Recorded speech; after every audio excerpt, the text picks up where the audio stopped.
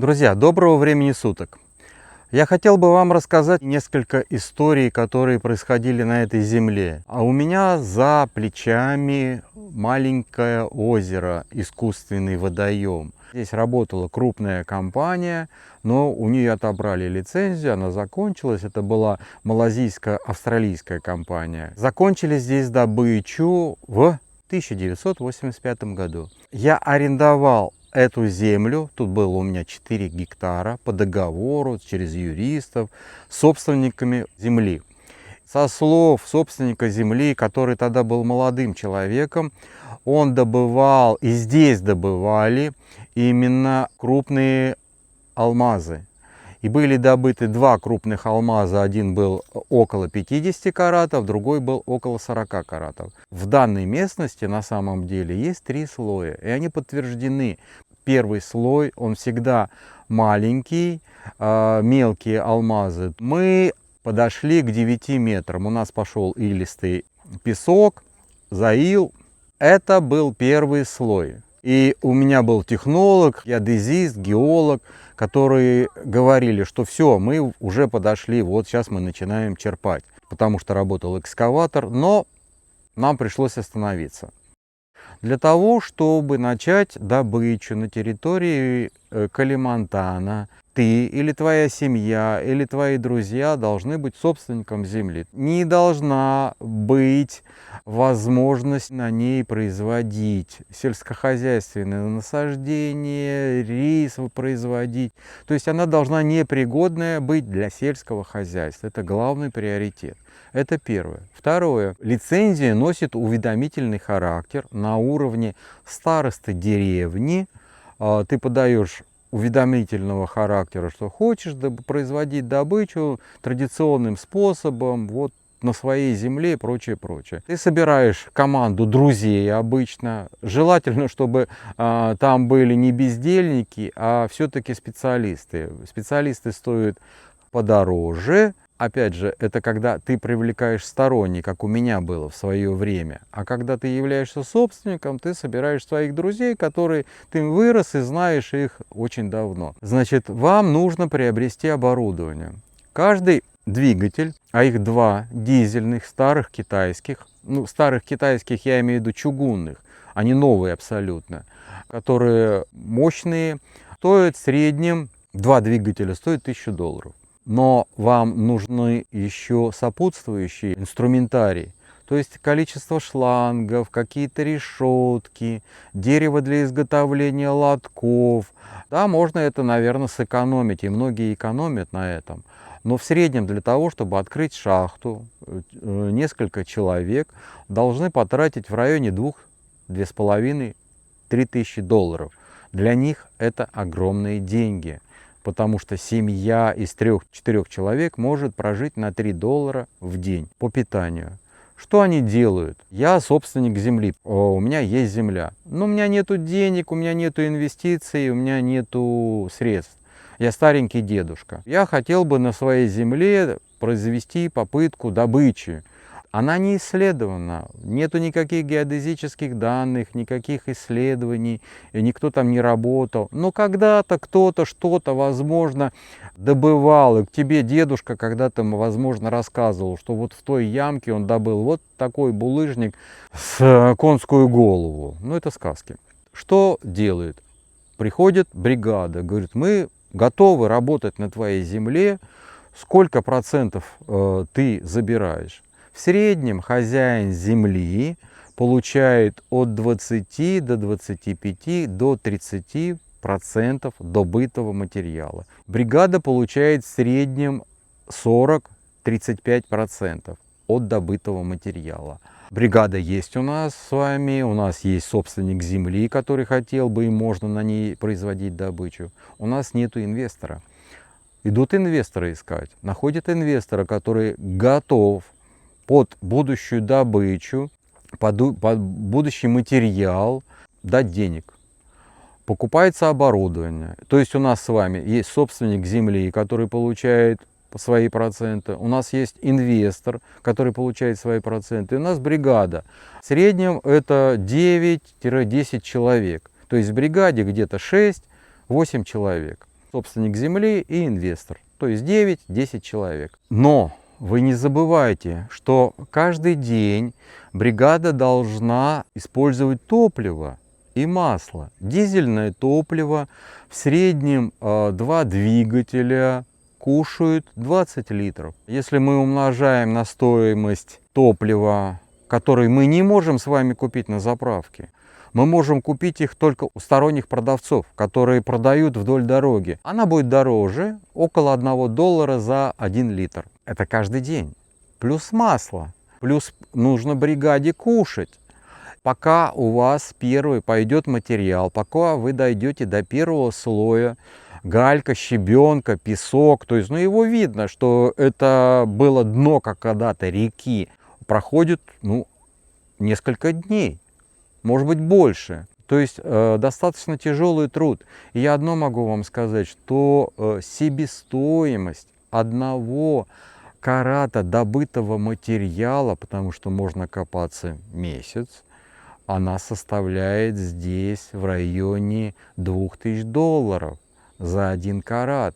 И это будет желтый камень. Из него больших денег не получится, потому что поверхностный слой нам дает мелкие кристаллы, а крупные кристаллы у нас лежат на больших глубинах. Туда можно дойти только промышленным способом. В ближайшей местности ребята прошлый год добывали песок. Песок строительный, он идет очень много на стройки, его никто не фильтрует, не очищает от глины, от примесей, но здесь большая проблема со строительным песком, и его привозят баржами. В один прекрасный момент они прибежали ко мне и показывают в ладошки 3 камушка. 3 камушка были никакие, просто от слова совсем. Они кривые были, косые, грязные и все остальное. Я говорю, что вы хотите за эти камушки? Он говорит, мы хотели бы вот столько-то денежки. Я говорю, я не буду покупать эти камни, я могу просто вам дать деньги, и вы потом когда-нибудь мне отдадите. Они посовещались и сказали, нет, мы так не хотим. Но проходит месяц-два, и от них пошел хороший материал. Я брал у них прошлый год 6-каратные камни, 8-каратные камни. Это очень крупный материал. А они работали, я хочу сказать, глубина их шахты была 5 метров от поверхности земли. И были хорошие добычи. Удача не всех прельщает. Почему? Потому что работать в этой местности, это болотистая местность, можно в районе 5 месяцев. Сейчас маленький ручеек. Но самое интересное, что вторая половина декабря, январь, февраль, этот мостик будет в воде. То есть в этом году, в 2025 году, мы начинали работать во второй половине мая и закончим или где-то вторая половина ноября у нас будет, или вторая половина декабря. В 2024 году мы закрыли добычу во второй половине декабря. Самые большие шахты, которые я знаю, это были не мои шахты, в районе 15-16 метров. Но это огромная воронка. В тех местах происходят оползни из-за того, что каждый день у нас дожди, и люди гибнут.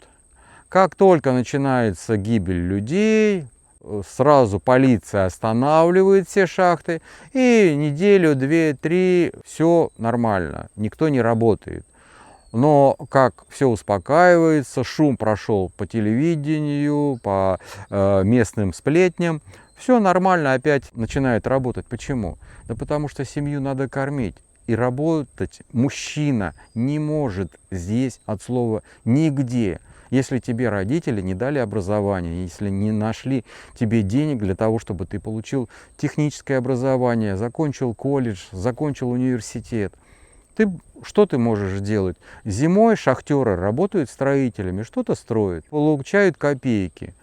Они хотя бы могут прокормить семью. На сегодняшний день, с конца 2024 года, огромное количество шахтеров ушло в добычу золота. И поступление алмазного сырья уменьшилось в разы. И почему я говорю, я в этом году, в 2025 году, я не держал ни со своей шахты материал крупный, ни от сторонних людей, от сторонних старателей, шахтеров. Нету такого материала. Да, мне попался 1088, Я его приобрел с определенной местности, с горной, где работают 12 месяцев в году. Там полегче. Но он был трещиноватый. Не бесцветный, а он коричневый у нас. На Калимантане, на Борнео ведется только карьерные разработки, как угля, так и алмазов, так и золота, только карьерами. Никакой щадящей, восстанавливающей рекультивации не присутствует, об этом никто не говорит, и, к сожалению, государство не заботится об этом. Первое дизель, второе склад хранилища.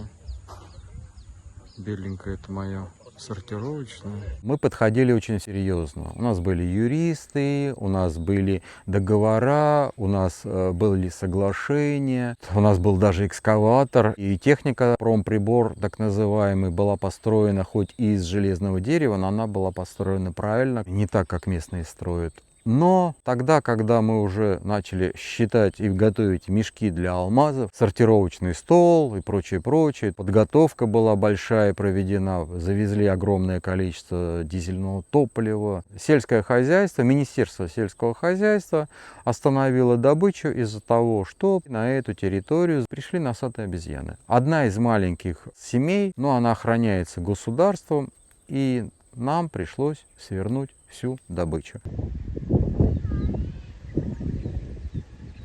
Ареол обитания носатых обезьян закрыто для шума, гамма. Министерство сельского хозяйства Индонезии. Друзья, я вот показываю дорогу, которая осталась от нашего экскаватора, да? Для того, чтобы привезти вот эту пальму, потому что грязь, трясина, экскаватор, хоть и широкими локтями, он тонет. Одна пальма с доставкой стоит $30. Я истратил таких пальм в районе 50 штук. Колокольчик-то красивый какой. Остатки нашей роскоши. Ее свалило.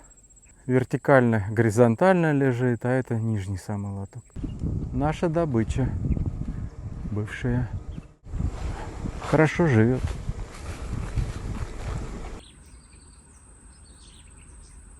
Да, мы потеряли большие деньги. Потери всегда будут. Бизнес есть бизнес. Никто не говорил, что приехав в чужую страну, ты можешь за один день сразу обогатиться. Многие из вас сюда приезжали. Многие приезжали в Барджамасин, Барджибару. Прилетали с Бали, прилетали с Вьетнама, с Юго-Восточной Азии. Брали такси, приезжали в деревню Чимпако, у меня там офис есть. Вы сразу ехали на типа добычу, вас везли. Сразу вам помощники прибегали, давали лотки и прочее.